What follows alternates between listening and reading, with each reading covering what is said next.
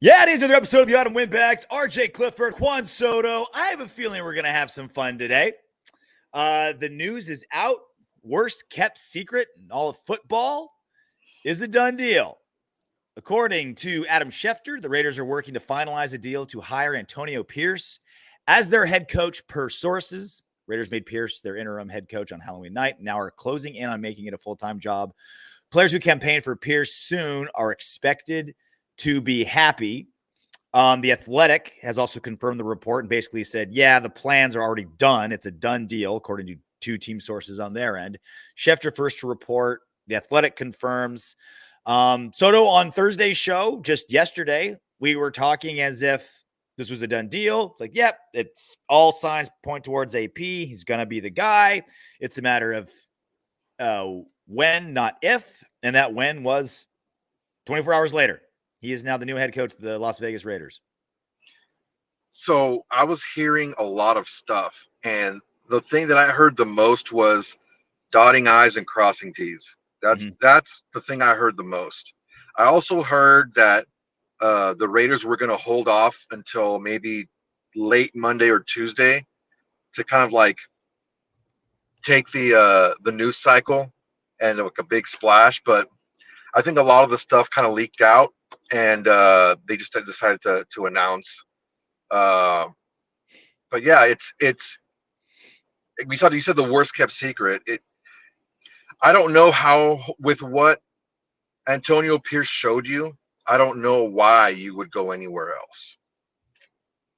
Well, I think there's plenty of reasons why. I mean, look, I'm happy with the hire, but it wasn't. I will push back that this is a no-brainer slam dunk.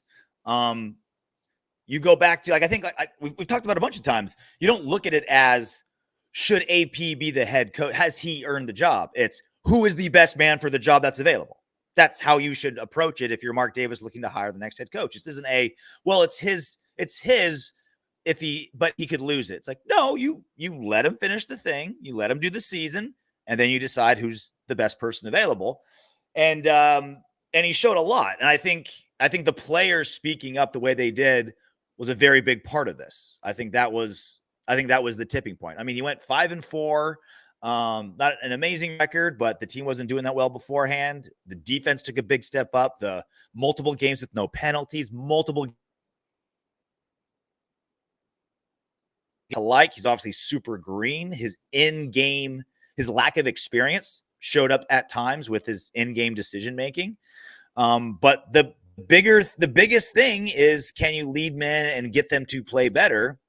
He certainly did. And he took it one step further, where he was getting not just players on the team, but the leaders of the team, two offensive players, which is, you'd think, one thing to get the defense and the linebackers to back you up, but running backs and wide receivers and all players on offense are saying, this is the guy. This is the man. Let's make it happen. And that was the biggest push for me, I think, of what made Mark Davis not make the same mistake he did with Rich Bisaccia a few seasons ago and say, all right, this is the guy. AP's the man. So I want to tag on to what you said about the best man for the job. If you have a brand new franchise and you're hiring a head coach, that's really the only criteria you're looking at. When you already have a team like the Raiders, you're hiring the best person to coach this team, unless you're willing to just blow everything up and start over again. I think that's the distinction from what you and I are talking about. You want the best guy for the job. The best guy for the job isn't necessarily the best guy, the best resume. Because, people were talking about Mike Vrabel and how good he was. Well, Mike Vrabel was Antonio Pierce before he got hired from Tennessee. You just saw a little bit more of Antonio Pierce as a head coach. You saw a little bit of his warts when he started learning, so it gave you a little bit more to scrutinize had it been just a hire from today. I'm excited. Don't worry about Patrick Graham. He's still under contract. Like, he still has a contract, unless Antonio Pierce doesn't want to keep him. I don't know why he wouldn't. But he's still under contract. He signed a contract with the Raiders when he came in with Josh McDaniels. Josh McDaniels getting fired has nothing to do with Patrick Graham's he still has a contract. So he's going to stick around unless he chooses to go elsewhere. Oh, and that's why that team was blocking him from a head coaching interviews only for defensive coordinator interviews. I don't know why. If I'm Patrick Graham, I don't know why I would want to go anywhere else. I've already built a good defense. The defense is where I want it to be, and it's just getting better. And it's gonna strengthen my position as a good head coach, staying here rather than taking over another team and building that defense and taking more time to do that. But so I heard a little bit about what's going on with PG. PG's under contract. He's our defensive coordinator unless AP decides to go elsewhere, which I don't think he will. Well, I mean, look, Rich Bisaccia was clearly the best guy for that unit a few seasons ago, and Mark Davis went elsewhere. So it's not like like he has a history of doing exactly opposite of this. Like was Bisaccia going to be an amazing coach for several seasons to come? I thought he probably would be, but it's hard to know. But he was clearly a guy that can get a team that was floundering. Literally the most clusterfuckery season in the history of the NFL, with Gruden's firing with the emails, Henry Ruggs, Damon Arnett, like everything that happened. He got that team to the playoffs, right? Late season surge, Josh Jacobs played great, etc. And Mark Davis in another direction, right? So that was why it was like, yeah, like, you're right. Like, obviously, clearly, this team has responded positively to Antonio Pierce, but Mark Davis did exactly the opposite a few seasons ago. So, but again, it's like, yes, he got this team here now, but even then it's 5-4.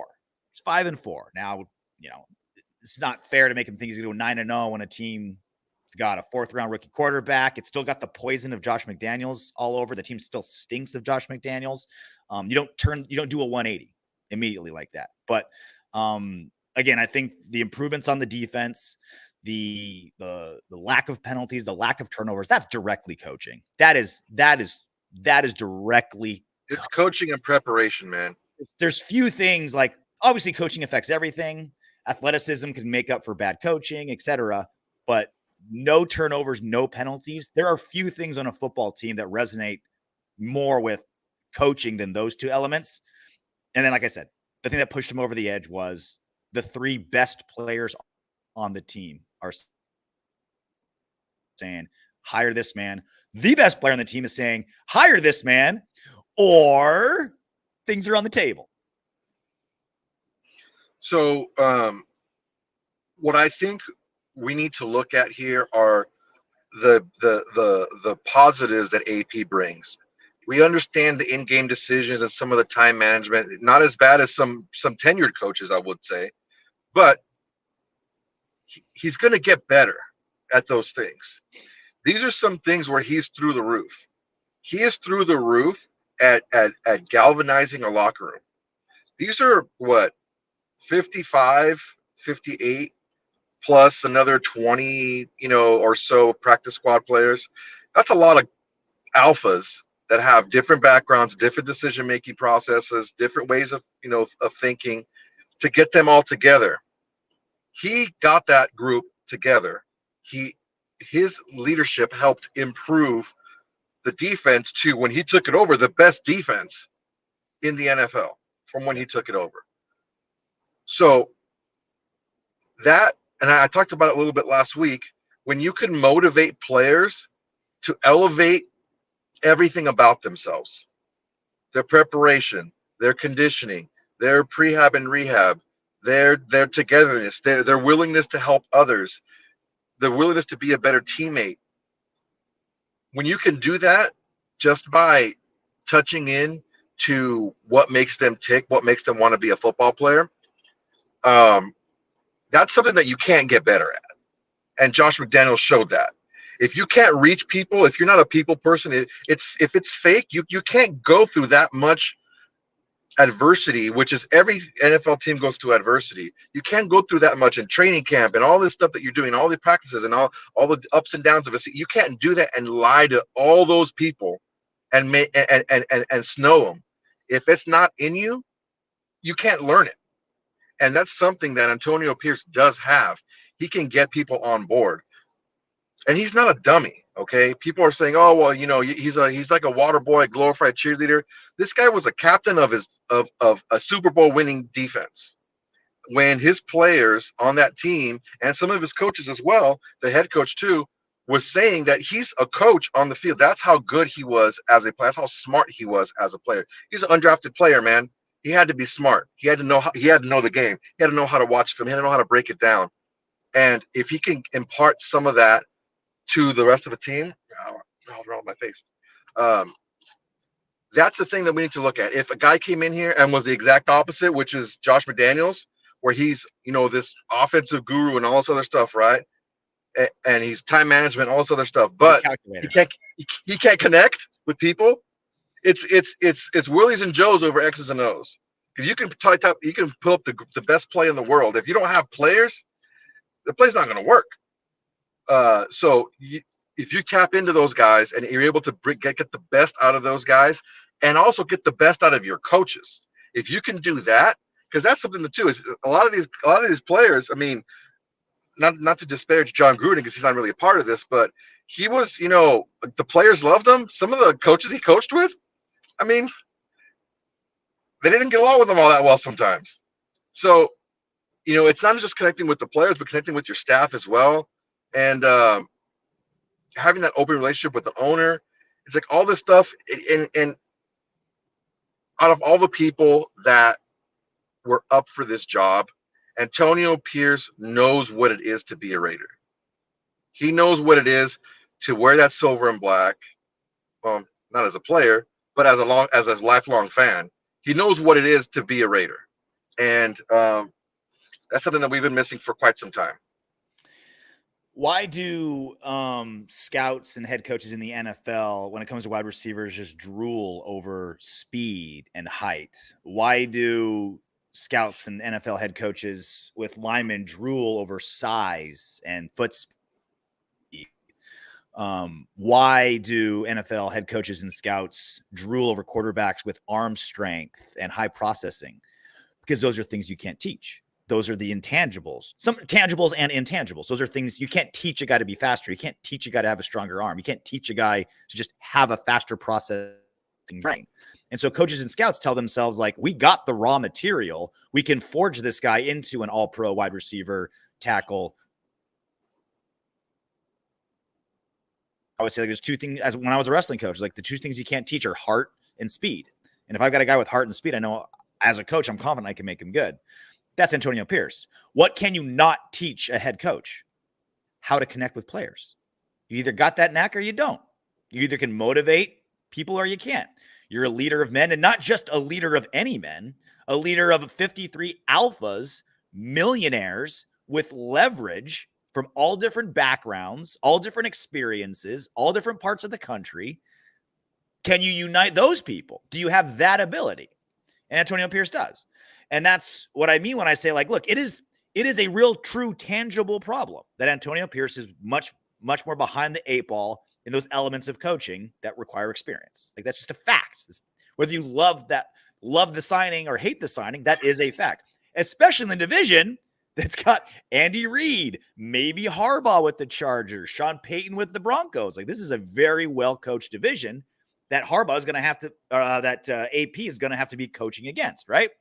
I'm much more confident that someone like AP, who has the natural leadership skills, can learn the finite elements of head coaching than someone like Josh McDaniels, who you were saying, like, you were saying, and I was hoping, like, oh yeah, he's learned how to connect with players. He's learned that players aren't robots, that they aren't just X's and O's on a whiteboard. He's learned how to connect with them.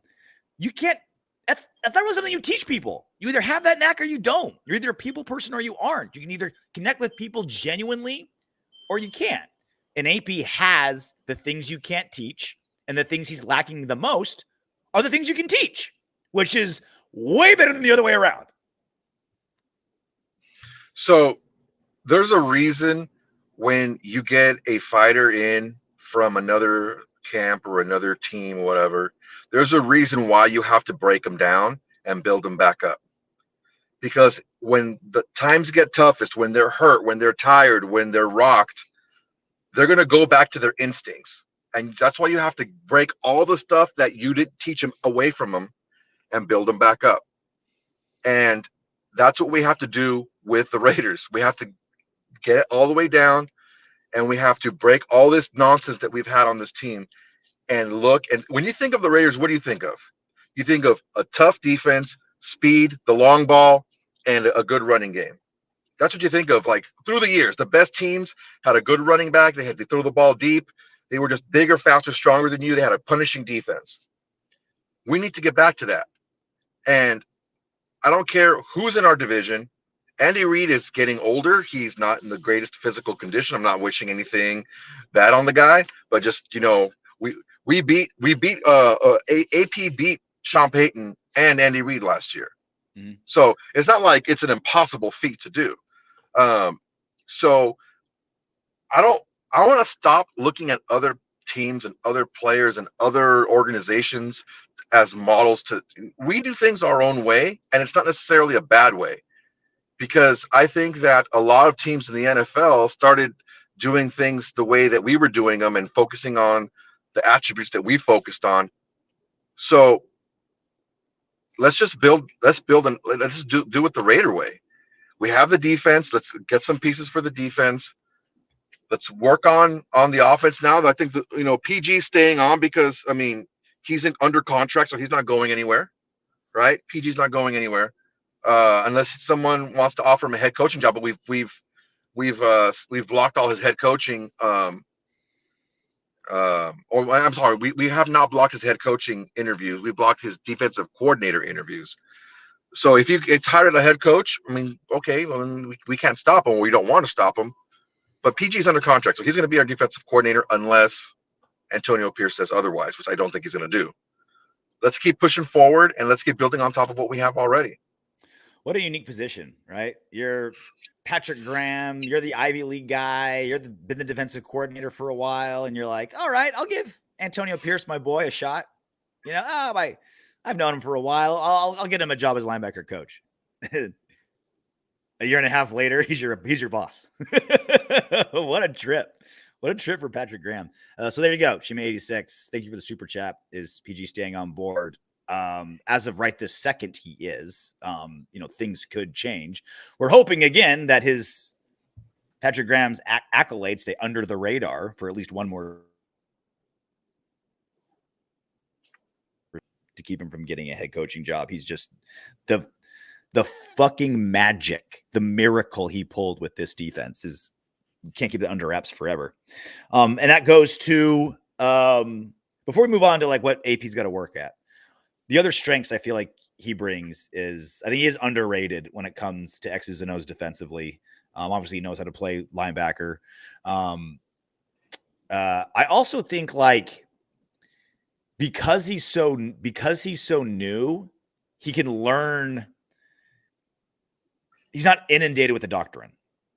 He's not like, well, this is the system I know, right? Like he is a sponge of hopefully everything, right? Like he brought in 3 former head coaches that he knows that helped him out all season long. Like it's good. I feel like he knows what he doesn't know, which is usually a much bigger issue going the other ways. When you don't know what you don't know, I feel like he knows what questions to ask. And I feel like he can be a sponge without being stuck in a system that was like inundated on him from a head coach that he learned under, where that head coach, like he learned it for him. Like, oh, this is what works best for me. I'm going to pass it on to you.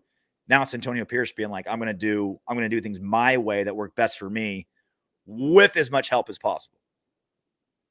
Yeah. So it was Marvin Lewis and who else? It was Marvin Lewis, the old Giants coach, the super old, why am I blanking right now? I can remember. I've been up since 3 a.m. I'm in Toronto right now working UFC 297. I've been up since 3 a.m. my time, 6 here. It's only 1:12 back home, but I feel like it's 8 a.m. tomorrow morning. Yeah, so it's something with the C, right? Coughlin? Was it Coughlin? Did Coughlin come in with them?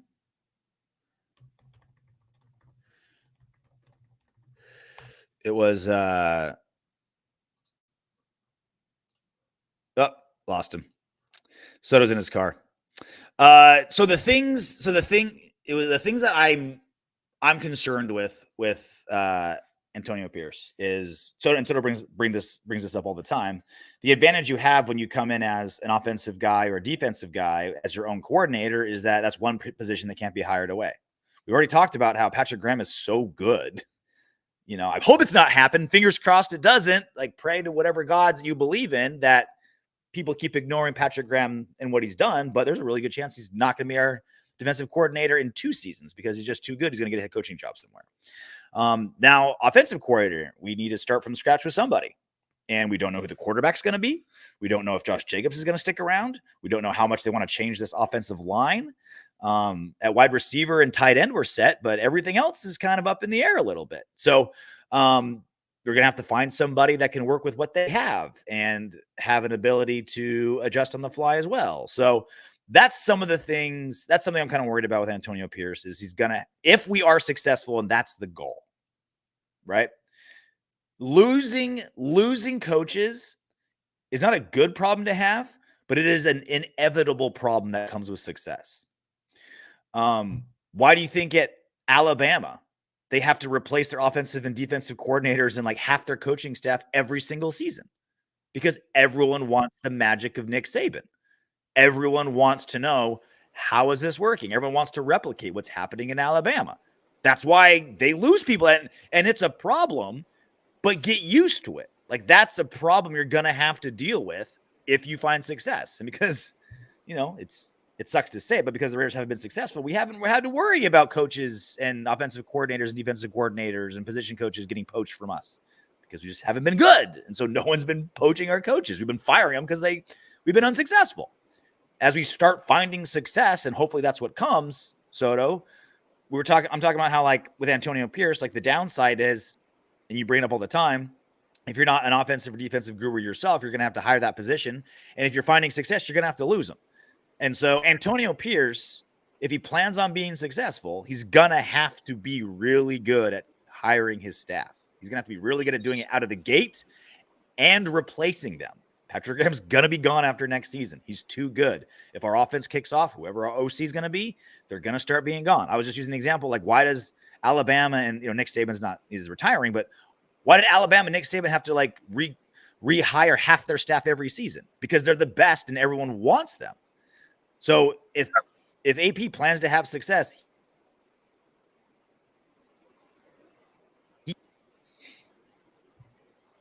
so development as a skill, as an attribute, the ability to develop is, like I said, it's not just for the players, it's for the coaching staff as well.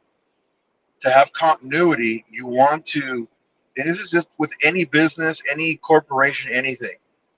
You know, your top players and maybe some of your young guns, they're going to leave, but you have to be able to train the people underneath them to step up, and that's part of the development and the leadership, not just player wise, but staff wise.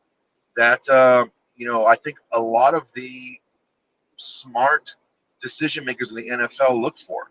They look for that long term. This guy can win, but can he win long term? Yeah, he's got great coaches and great coordinators.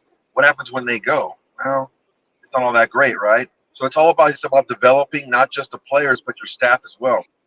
And that's the $1 million question, right? What's this defense going to look like without Patrick Graham, right? Like, how much of how great this defensive turnaround came around, like, and that was like a question I wanted to ask for people that were pushing, like, AP, don't even talk to anyone else. I'm like, okay, I love AP too, but let me tell you, if I told you there's no Patrick Graham next season, you still want AP? It's like, well, no, he has to have Patrick Graham. Well, then how much do you actually like Antonio Pierce if one coordinator who was probably going to be gone one day because he's so good renders that guy no longer the head coach that you want? Like, you got to think long term with head coach.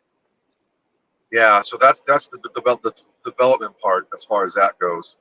I don't see the defense being too huge of an issue because Antonio Pierce is a defensive guy. I'm not saying that Antonio Pierce is as good as a defensive coordinator as Patrick Graham is, but them working together for now a second season, I'm sure that they can kind of figure out what they've been doing and what team is best at. Offensively, yeah, we need a new offensive coordinator. And I don't know if that's any secret. If any of you are talking and asking about Champ Kelly has been in all of the interviews, in the room interviewing all the coaching candidates and everything. He's not going anywhere. He's been I wouldn't acting think. like a GM, whether Yeah, he's certainly playing the part, He's like a Costanza when after he quit. It's like just show up and say it was a joke. Just keep showing up to work. So It is kind of surprising they went AP before Champ, because that was what Mark Davis was saying forever. It's like, I want the GM to be part of this process, which technically he has if he's gonna be the guy. It's like Mark Davis still likes to do things backwards sometimes. Like, yeah, one thing about Mark Davis too, though, is Mark Davis has shown to learn from his mistakes. He had that big, he got bamboozled with the LA moving to LA, and he didn't make that. He didn't make that same mistake going to Vegas. And he fleeced. He made Vegas. Sure that he fleeced Vegas. Sheldon Adelson, $150 million. Yeah, man. So he got a pretty sweet deal for himself. He's making money hand over fist with that move, and this go around, I think he was looking forward by looking back. What we need to do as an organization to build some consistency and continuity, and a part of that is bringing someone in who knows what it's like, or knows what it is from a very intimate standpoint, what it is to be a Raider. So, it could be Dodds, it could be Champ, who knows? Champ was an assistant GM. The last year he could very well be that again. Who knows? I mean, I don't know. But I would be surprised if it's not Champ Kelly. Marmon, thank you for the super chat. Our man, AP and Ed Dodds are the same agent. That helps. Champ Kelly's in the building.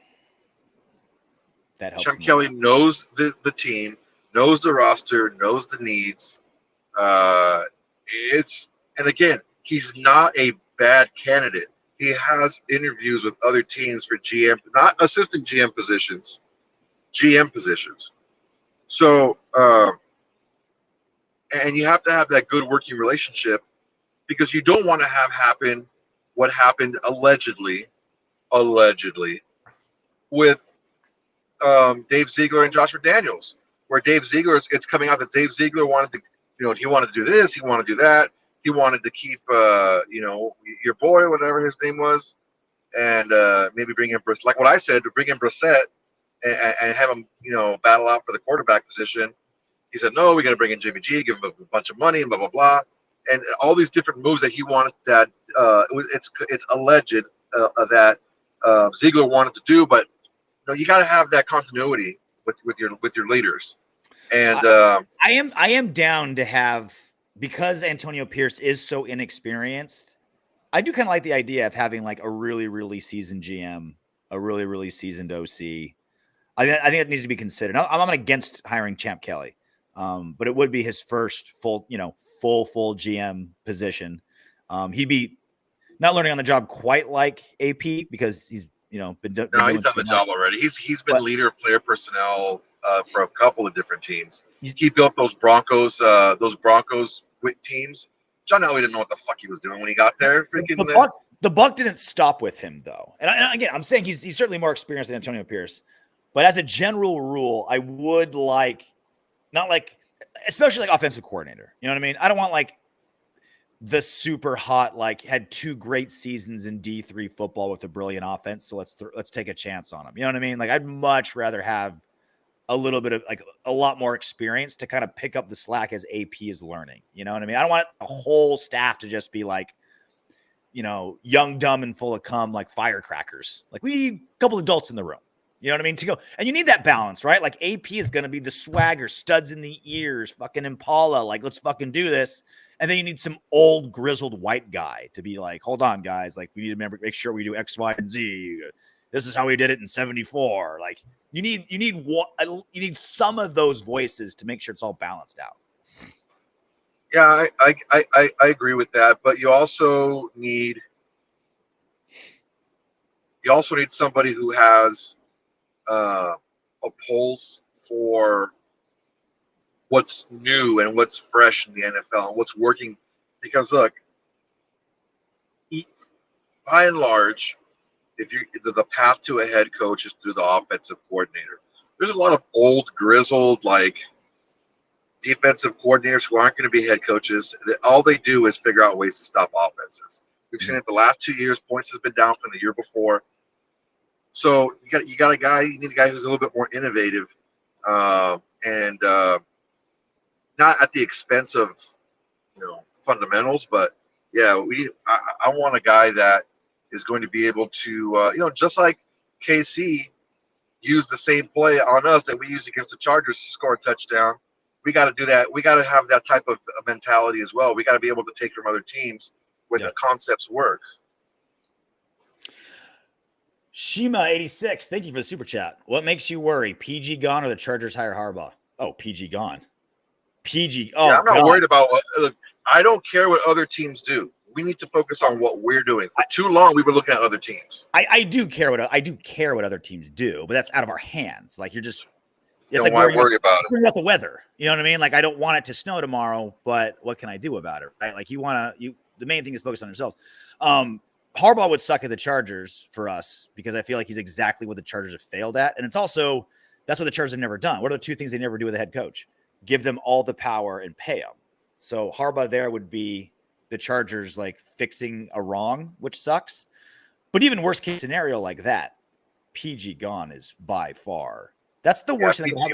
That's the worst thing that could happen to the Raiders. Like other than like losing Max or something. Like I can't think of anything worse that could happen to the Raiders than losing Patrick Graham.